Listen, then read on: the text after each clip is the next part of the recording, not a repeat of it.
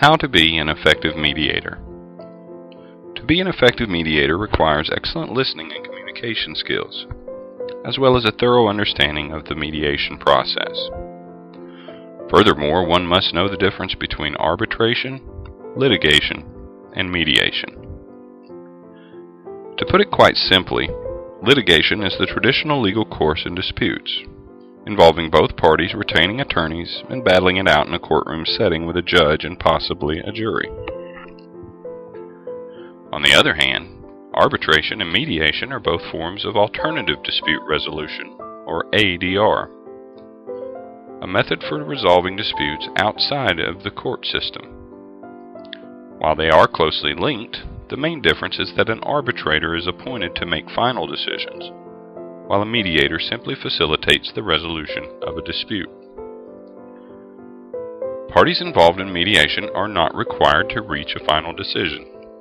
However, binding agreements can be made if participants choose to contract an agreement settlement.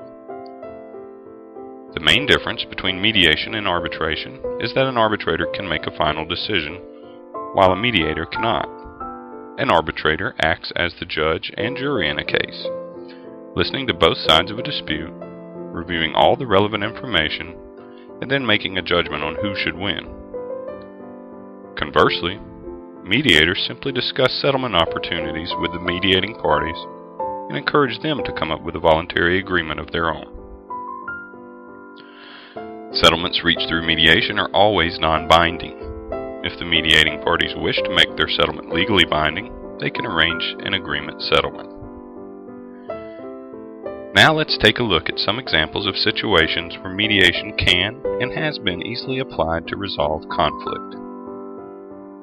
Some situations where mediation may be requested include divorce settlements, labor negotiations, civil cases, peer or student-led mediation, contract disputes, avoiding foreclosure and settling other debts, and international relations. So now that we've identified instances where mediation can be utilized, what are the steps to effective mediation? The following gives a brief overview of the proper steps in effective mediation. Step 1. Individual meetings. The mediator first meets with each party separately. The purpose of these meetings is to discuss the disputant's concerns and clarify the mediation process. The mediator will then help each disputant to think about what they want, what other people might want, and how things could be improved. This initial meeting usually lasts between 1 hour and 90 minutes. The mediators treat everyone in exactly the same way and will not divulge details of these discussions unless they have permission to do so. If everyone is willing to proceed at the end of this meeting, we will schedule a joint meeting. If, during the course of the discussion, you decide that you want to meet the other party, the mediators will approach them on your behalf, but there will be no pressure for you to do so. Step 2. Joint sessions. Mediator opens the session and explains the processes and the rules. The mediator should assure that everyone enters the room at the same time. The mediator will explain the agenda and run the meeting. The mediator should schedule comfort breaks, stopping the session momentarily if anyone becomes uncomfortable.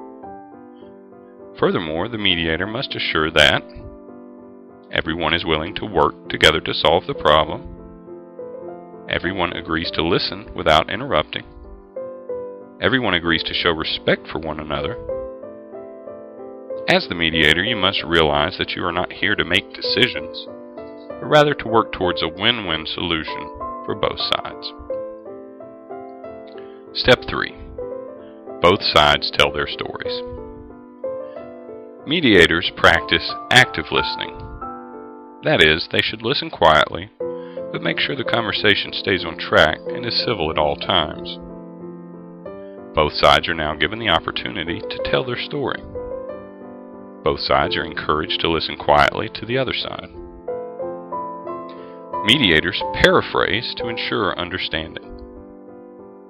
Mediators should also take thorough notes.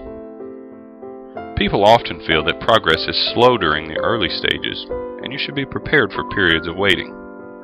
This is natural, though, and the mediation process will gather momentum as it comes closer to a conclusion.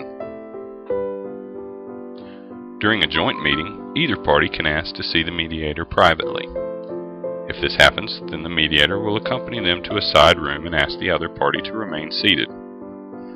Nothing said in a private discussion with one person will be repeated to the other without express permission.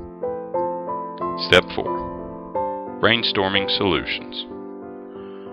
All solutions are presented with no evaluation or judgment. It is critical to receive input from all parties, and it's a good idea to schedule the brainstorming session immediately following a break. Step 5. Choosing solutions. A solution should be chosen that works for both sides. It would be considered a win-win situation. Remember, the disputants are here to work out a solution. The mediator acts as a guide, not a judge. Step 6. Closing the mediation. During the meetings, the mediator may take notes to help them remember the facts.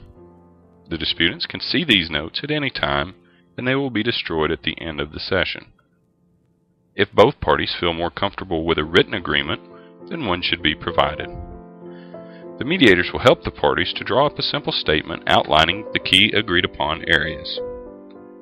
All parties will need to sign and date the agreement, which will also be signed by the mediators, and everyone should keep a copy for their records. Step 7. Follow-up. Mediators should follow up with both parties at a later date to see how the agreement is working out.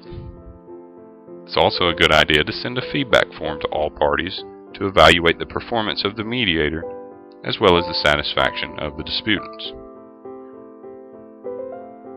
By gaining a thorough understanding of what mediation is and what it is not, and by following these simple steps, and by always continuing to listen and learn, you can become a successful mediator.